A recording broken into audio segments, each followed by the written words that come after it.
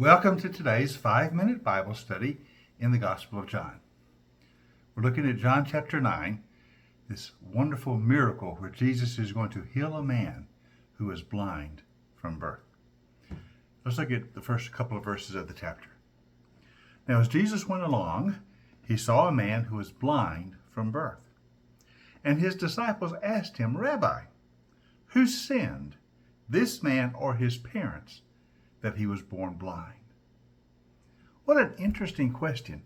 And that's immediately how the disciples begin when they see this man who has been blind all of his life, blind from birth.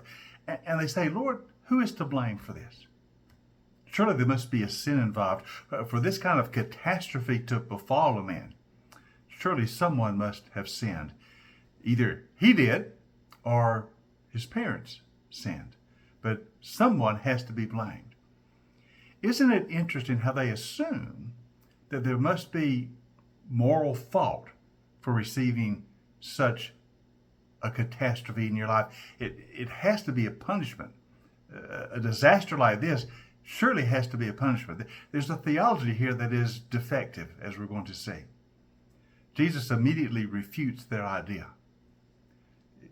There's no sin here that caused this blindness. Neither this man nor his parents. Don't be seeking to place blame. That's what Jesus says. Neither this man nor his parents sinned, said Jesus.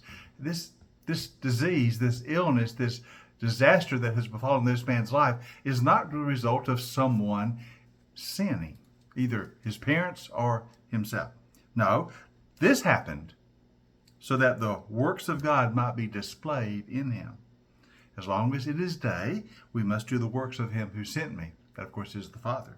Night is coming when no one can work. While I am in the world, I am the light of the world. Jesus basically says to his disciples, you are in error when you are seeking to assign blame for this disease, for this illness, for this blindness. This is not the result of a sin. This is not a punishment. It is a catastrophe. It is a hardship. But it gives the opportunity for the power of God to be revealed. You know, this is a lesson we must learn when we see disasters in this world, whether it be personal illness or personal disease or even a natural disaster that affects many people. We shouldn't immediately think that someone has to be blamed, as if there is a sin involved. No, the truth of the matter is we live in a fallen, broken world. And until the world is fully redeemed, and that day will come, but until the world is fully redeemed, that brokenness exhibits itself in catastrophes or in difficult times. Sickness, blindness here, or natural disasters. That's part of the brokenness of the world. But Jesus has come to begin to restore wholeness. He has come to do the works of God to restore broken places in our world.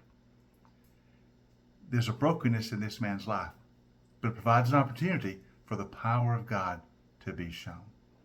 And when we encounter brokenness in this world, catastrophe and difficulty, let's not always be looking to place blame as if someone must have sinned for this to happen. No. The world's broken. Let's look to see where the power of God can be demonstrated to restore wholeness. Because this man's blindness is about to be reversed. He is about to see. Notice Jesus says, I am the light of the world. Remember, we saw that back in a chapter ago when Jesus made the affirmation, I am the light of the world. And he's about to demonstrate the wonder of that by restoring light in this man's darkness. And so when we are in dark places in the world, let's seek to bring the light of Christ to bear. Let's seek to bring the wholeness of Christ to replace brokenness. You know, it kind of reminds you of the old nursery rhyme we learned as children about Humpty Dumpty. But Humpty Dumpty having a great fall, and all the king's horses and all the king's men couldn't put Humpty Dumpty back together again. Our world is a broken place. There's a lot of brokenness, and we don't know how to put things back together, but God does. What we cannot do, God can do. And he's about to restore wholeness to this man's life. His brokenness is in his blindness, but Jesus is the light of the world, and he's about to restore his sight. So, Jesus says, let's not be seeking to place blame. Let's just see where the power of God can be demonstrated to restore wholeness in place of brokenness, to restore sight in place of blindness. For I am, Jesus says, the light of the world. Hope you join us tomorrow as we continue looking at this great miracle in John chapter 9. So be with us for our next 5-minute Bible study in the Gospel of John.